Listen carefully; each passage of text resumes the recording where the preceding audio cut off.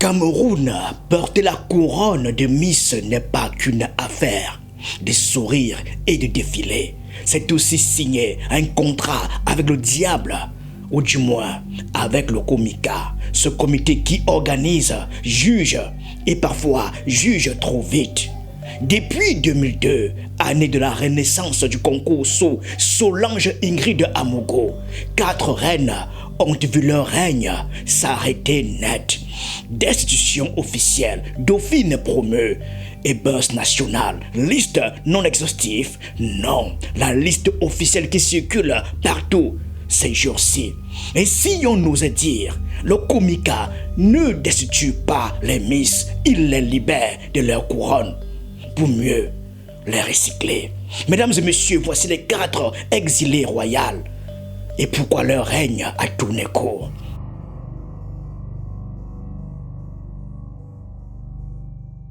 En 2002, le Cameroun redécouvrait la magie des concours de beauté nationaux.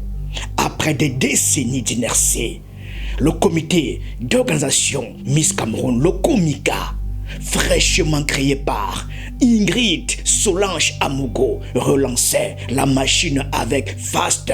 Le 11 août, au terme d'une soirée étincelante, Agathe Pascaline Noumia est couronnée Miss Cameroun, une jeune femme élégante promise à incarner l'élégance et l'unité nationale. Moins de 30 jours plus tard, le 9 septembre exactement, le même comité lui retire sa couronne, la remet à sa première dauphine Ngo Moara Diane du littoral et grave ainsi le premier chapitre d'une longue saga de destitution. La première Miss de l'ère moderne n'aura régné que le temps d'un souffle. Une chute si rapide qu'elle pose dès l'origine la question lancinante. La couronne camerounaise est-elle un honneur ou un contrat à durée déterminée, révocable au gré du comité? Agathe Pascaline Noumia entre dans l'histoire comme la pionnière, élue face à un parterre de candidates prometteuses. Elle symbolise le renouveau, beauté, intelligence, grâce. Les médias de l'époque la décrivent comme charismatique, porteuse d'un rêve national relancé après des années d'absence. Le Komika, encore tout jeune, savoure son coup d'éclat. Mais l'idylle dure, c'est que Dieu les rose. Le temps d'un été yaoundéen.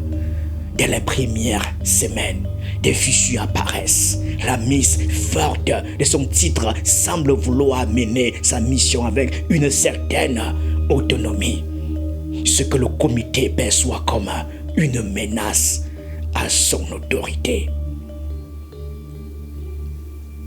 Le 9 septembre 2002, le Komika annonce la destitution dans un communiqué lapidaire. Les griefs invoqués.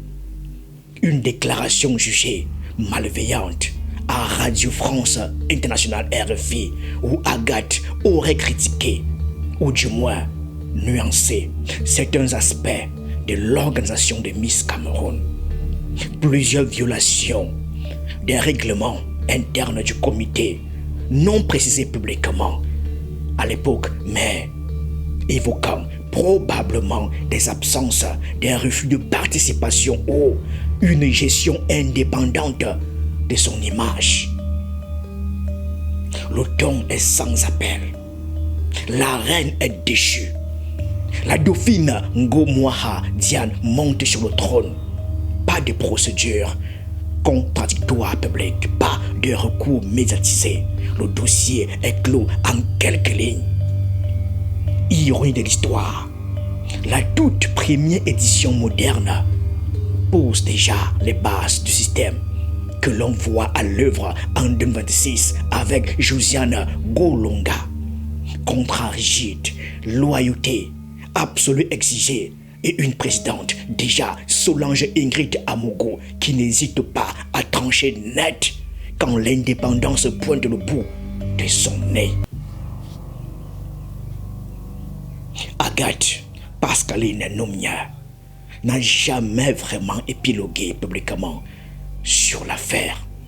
Son nom s'efface rapidement des radars. Aujourd'hui, elle est enseignante universitaire spécialisée en droit des affaires et juriste en cabinet. Une reconversion discrète et brillante, loin des projecteurs. Elle incarne, sans le vouloir, la première preuve que le titre Miss Cameroun peut être un tremplin ou un piège éphémère. Derrière le glamour, une leçon cruelle dès 2002. Au Cameroun, être Miss n'est pas seulement porter l'écharpe, c'est signer un pacte de soumission totale à l'institution. Toute velléité d'autonomie, une interview un peu franche, une gestion personnelle de son planning peut valoir révocation immédiate. Le Comica, dès sa naissance, pose ses règles. La reine est belle, mais surtout docile. Sinon, la dauphine attend dans l'ombre, prête à hériter sans combat. 24 ans plus tard, le pattern se répète avec une constance presque comique, si ce n'était pas si triste pour les jeunes femmes concernées. Agathe Pascaline Nomia n'a pas été la dernière, elle a été la première. Et dans ce premier, il y a déjà tout. L'illusion du sacre, la brutalité de la chute et le silence qui suit. Une reine tombe, un autre monte, le spectacle continue. Mais à quel prix pour la dignité?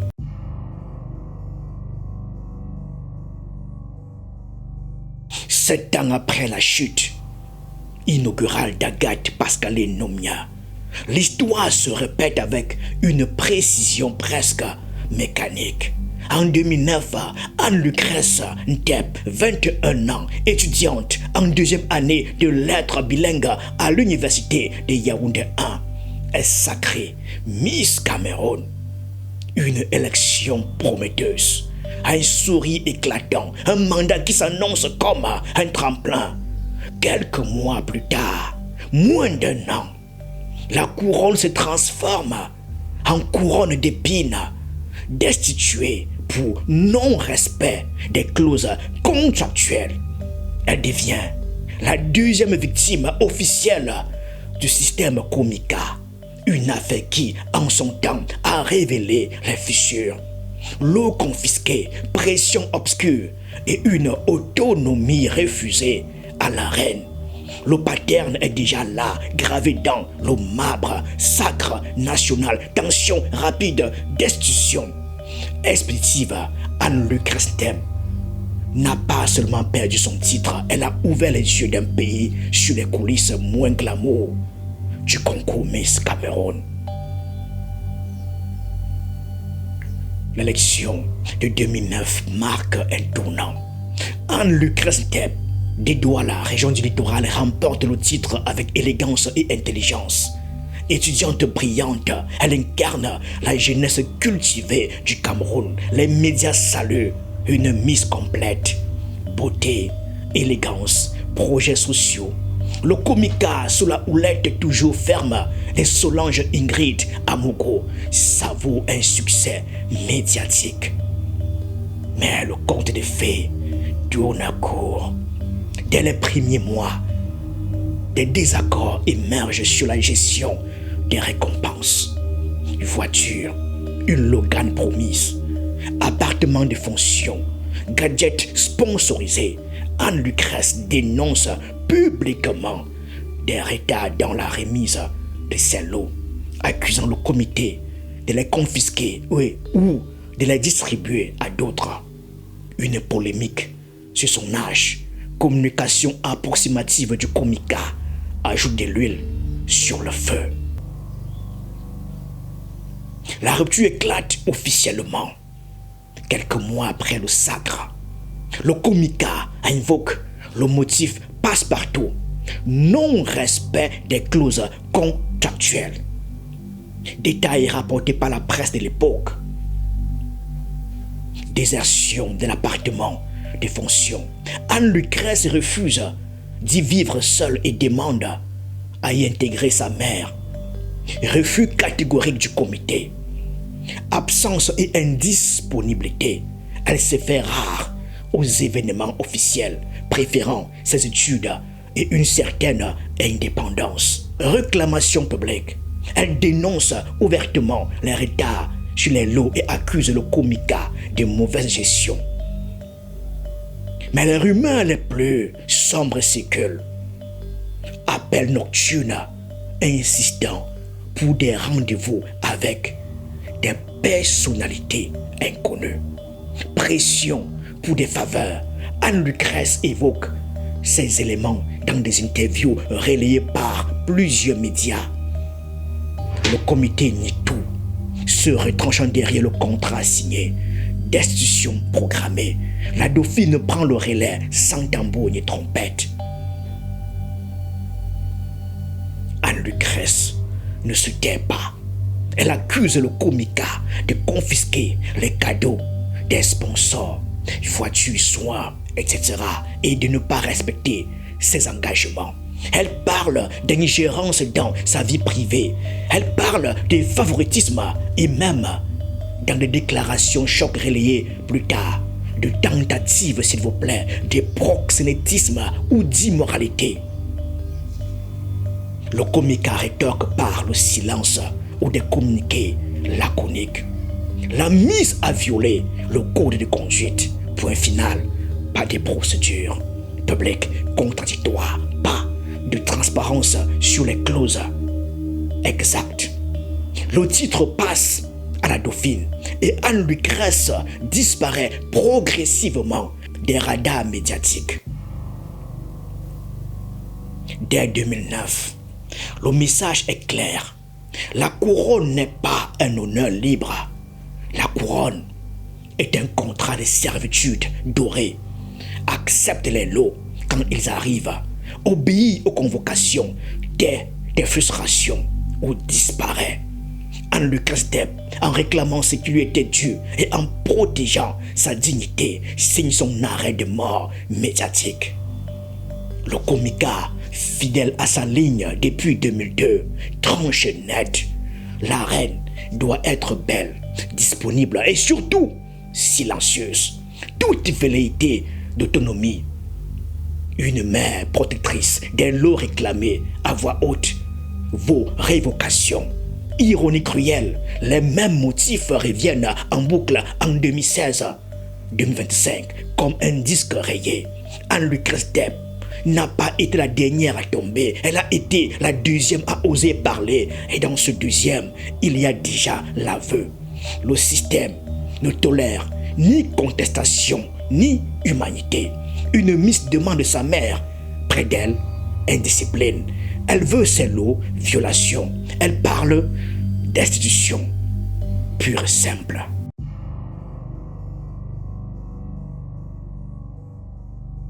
En 2016, Julie Franklin Chege Gimfak entre dans l'arène comme une entrepreneur dynamique, chef d'entreprise, élue Miss Cameroun le 30 juillet à Yaoundé. Son règne promet d'être moderne, action sociale, indépendance affirmée, loin des sentiers battus. Moins de 6 mois plus tard, le 26 janvier 2017, le comica la destitue pour indiscipline grave et violation répétée du code de conduite. La couronne passe directement à la 4e dauphine, Ange Michel Minkata, Miss Sud-Ouest, après démission et indisponibilité des droits premiers. Scandale. Ce n'est plus une simple révocation discrète. C'est un feuilleton public, avec lettres ouvertes, passage TV, accusation de manœuvre et de politisation. Julie Chege Gimfak devient la Miss la plus combative, celle qui refuse de se taire. Et dans ce combat, le comica révèle une fois de plus son intolérance à toute forme d'autonomie. On vous fait signer le code de conduite le jour de la finale. Là déjà, il y a une violence parce que vous voulez bien signer et qu'après vous essayez de comprendre le fond de la dite ligne de conduite avec le comité en question, parce que quand vous essayez de revoir tous les engagements, tout le travail abattu, on ne peut que signer la dite ligne de conduite.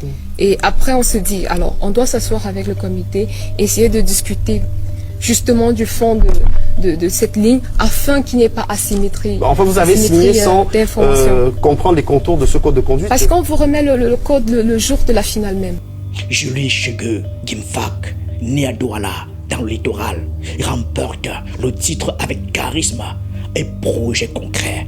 Jeune chef d'entreprise, elle incarne une Miss active, loin du stéréotype passif. Le comica applaudit, visibilité assurée.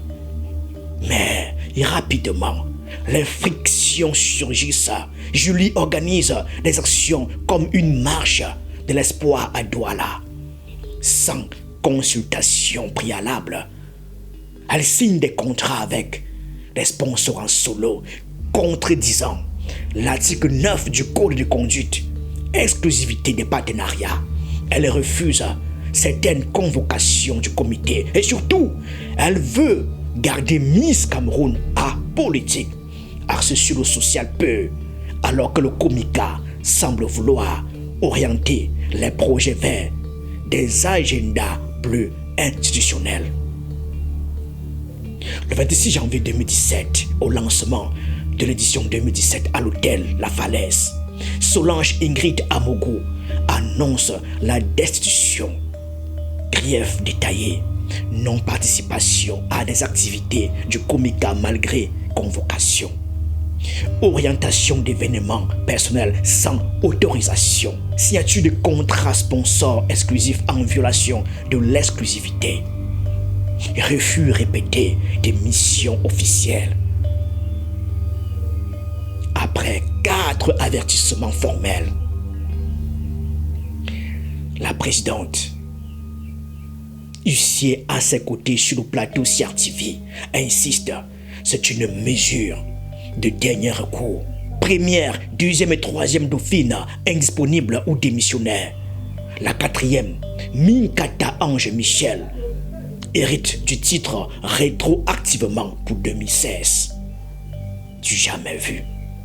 On dit bien, lorsque la Miss est déchue, on le fait successivement. Je vais dire la remplaçante. Mais la première dauphine a démissionné. Mais il y a la deuxième qui est disponible. Il y a la troisième avec qui j'échange tous les jours. Donc... Mais Madame Amougou vous a dit sur le plateau qu'elle n'était pas disponible, il y a une qui était malade. Là, je n'en sais rien. Moi, j'échange avec mais la deuxième et la troisième dauphine, tous les jours. Julie ne plie pas. Dès novembre 2016, avant la destitution officielle, elle publie une lettre ouverte dénonçant une cabale médiatique contre elle. Elle accuse le comica de refuser de lui remettre couronne et écharpe pour un rendez-vous visa, de vouloir politiser ses actions et de manœuvres pour la discréditer. Post-destitution, elle réaffirme: il y a un malentendu. J'accepte ma part de responsabilité, mais le comica voulait donner une coloration politique à Miss Cameroun, alors que je veux rester dans le social peu. Dans des interviews, elle évoque des pressions. Elle évoque un contrat non signé formellement, selon elle, et un comité qui ne tolère pas l'indépendance. Ce que j'ai reçu du MINAG, j'ai reçu une somme d'1 million, où le comica a perçu 500 000. Et parmi les lots du comica, la voiture, l'hébergement, je n'ai rien reçu de ça. Juste un bon d'achat de 500 000. Donc véhicule, logement, salaire mensuel, je n'ai rien reçu de ça. Le buzz est énorme. Guerre médiatique ouverte, première du genre à ce niveau. En 2016, le masque tombe un peu plus. Le comica ne se contente plus de destituer pour absence ou irrespect. Elle sanctionne l'autonomie créative, l'initiative personnelle, le refus de la politisation imposée. Une Miss organise une marche solidaire sans aval, violation. Elle signe un partenariat direct, exclusivité bafouée. Elle veut rester apolitique, malentendu fatal. Dis que je suis rebelle parce que on me demande de payer les frais de licence de Miss Monde. Qui vous demande de payer les frais de licence de Miss Monde? La présidente du Comica, qui s'élève à 1 500 000, alors que cela relève de la compétence du comité d'organisation. Je pense que c'est quand même osé. Et malgré cela, j'ai entrepris une procédure avec l'accord de la présidente auprès du MINAC pour savoir si on pouvait être accompagné en ce sens. Dire que... Mais finalement, vous n'avez pu participer à l'élection Miss Monde aux États-Unis. Je n'ai pas participé parce que au retour, j'ai pas payé la somme d'1 million 500. Le contrat n'est plus un cadre. C'est un serment de docilité totale. Toute Miss qui ose penser par elle-même, action solo, sponsor direct, neutralité politique, signe son arrêt de mort. Ironie cruelle, le comité censé promouvoir la beauté et l'excellence nationale semble plus vigilant sur la loyauté que sur le rayonnement international. Julie n'ira pas à Miss Monde. Visa refusé, frais disputés. Julie Chege Gimfak n'est pas tombée en silence. Elle a transformé sa chute en tribune. Il se feuilleton a marqué les esprits. Les reines suivantes savent désormais que la couronne peut brûler vite si on ne marche pas au pas. Le pattern s'accélère. Le Comica affine sa doctrine. Beauté, oui, mais soumission d'abord. Une Miss parle trop, dauphine en embuscade. Un règne trop indépendant, fin abrupte. Julie n'a pas été la dernière. Elle a été la plus bruyante. Et dans ce bruit, une question persiste. Jusqu'où ira la docilité exigée pour porter l'écharpe nationale?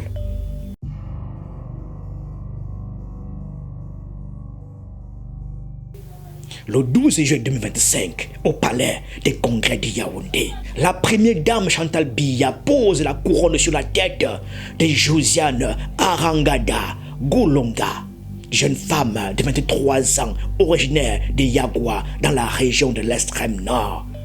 Représentant la communauté Massa, ce sacre est célébré comme un symbole puissant d'inclusion régionale, de diversité culturelle et d'empowerment féminin.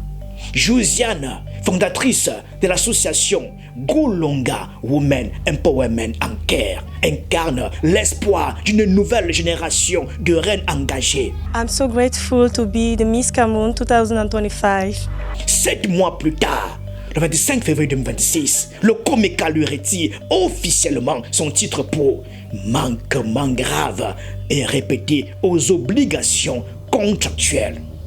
Moins de 24 heures après cette annonce, le 26 février 2026, Josiane est interpellée par la police à Yaoundé. Le motif officiel de cette interpellation reste à ce jour inconnu du grand public. De la couronne nationale à une garde à vue en l'espace d'une journée, ce parcours constitue le règne le plus court, le plus médiatisé et le plus choquant de l'histoire récente du concours Miss Cameroun. Josiane Arangada Golanga ne représente plus seulement une destitution de plus. Elle incarne la preuve la plus éclatante que le système mis en place par le Comica depuis 2002 a atteint son expression la plus dure. Révocation immédiate, absence totale de transparence sur les griffes réciproques et escalade judiciaire sans précédent. Une reine qui ose réclamer ses droits salariaux et logistiques ne provoque plus seulement une destitution. Elle déclenche une réponse institutionnelle qui va jusqu'à l'humiliation publique.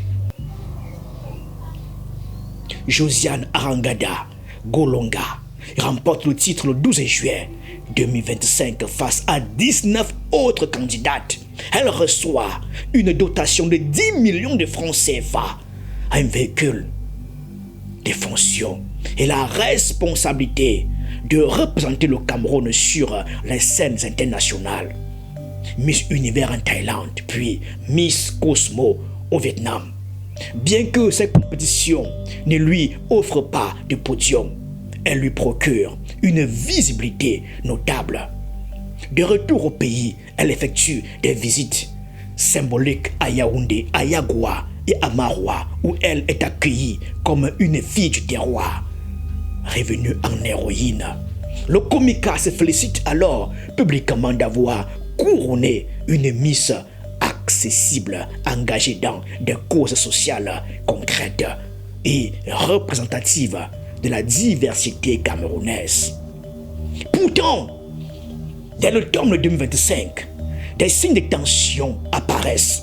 Josiane dénonce des retards dans le versement de ses salaires pour les mois de décembre 2025 et janvier 2026. Elle signale également un mauvais entretien du véhicule, des fonctions mises à sa disposition. De son côté, elle décide de bloquer certaines utilisations de ces images par le comité et nomme un manager personnel pour gérer sa carrière. Ces choix, perçus comme des actes d'indépendance, sont rapidement interprétés par le Komika comme des violations contractuelles. Au début du mois de février 2026, les rumeurs enflent sur les réseaux sociaux. La communauté Massa publie une lettre ouverte adressée à la présidence du Komika, Solange Ingrid Amogo, dans laquelle elle dénonce un harcèlement médiatique visant leur représentante. Le comité répond par une mise en demeure officielle datée du 13 février 2026. Elle accorde ensuite un ultimatum de 5 jours à Josiane pour fournir des explications sur plusieurs griefs: absence injustifiée à des événements officiels, refus de participation à des activités avec des partenaires institutionnels tels que Canadu International, propos jugés irrespectueux envers la présidente, nomination d'un manager personnel sans autorisation préalable et abandon de poste. Le 25 février 2026, le Komika publie un communiqué officiel signé par Solange Ingrid Amougou. Ce document annonce la destitution immédiate de Josiane Arangada Golonga. Le texte précise que, après examen attentif et minutieux des faits, tous les droits, privilèges et bénéfices liés au titre sont retirés avec effet immédiat. La première dauphine, Audrey Moutongo Black, Miss Littoral, est désignée pour assurer la continuité et prendre officiellement le titre. Le communiqué liste les reproches principaux: absence répétée sans justification, attitude irrespectueuse, nomination illégale d'un manager, véhicule de fonction rendu dans un état insalubre selon le comité, Josiane en détenait les clés uniques et salaires non réclamés au point de collecte habituel. De son côté, Josiane affirme que les salaires de décembre et janvier ne lui ont jamais été versés, que le véhicule était mal entretenu par le comité lui-même et qu'elle subissait une pression excessive incompatible avec sa dignité. Allez-y savoir. Le lendemain, 26 février 2026, Josiane se rend au siège du Komika accompagné d'un huissier pour rendre les attributs officiels, couronne, écharpe et bien d'autres, et récupérer ses affaires personnelles. Les échanges deviennent rapidement tendus. Des insultes sont échangées.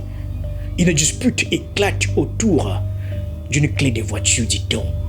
La police, présente sur les lieux, intervient et amène Josiane au commissariat le plus proche.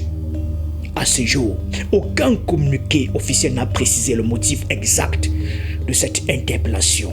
Certaines informations évoquent même une plainte déposée par le Komika, plainte qui aurait été initialement rejetée avant que l'intervention policière ne se produise malgré tout. En moins de 24 heures, une reine nationale devient une personne entendue par les forces de l'ordre. Cette séquence provoque un choc national, voire international.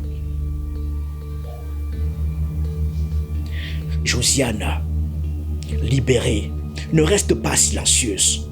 Elle réaffirme publiquement ses revendications financières et logistiques et dénonce un sentiment d'exploitation.